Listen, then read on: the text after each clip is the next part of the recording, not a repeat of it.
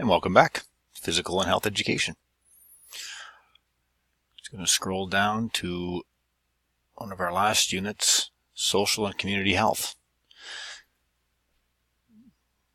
See the guys here from a couple of different schools at high school provincials, track provincials.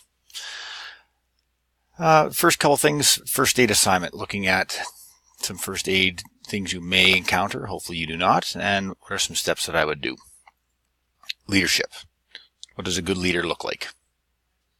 Social conflict. A case study in some discrimination in sport. Quite interesting. The next one consists of 2 assignments. Healthy relationships. Conversational skills. I'm going to ask you to fill out, do a little questionnaire and find out what kind of person you are. Do you converse easily with people, or sometimes it's a little hard making conversation? And healthy versus unhealthy relationships. What do they look like? And you can use examples of people in your own life, or it could be fictional ones where you've seen in movies or on television shows, and make some comments about those. Again, logging your activity hours, your final set of 20 hours. So this will be your 80 hours of physical activity. Again, give me some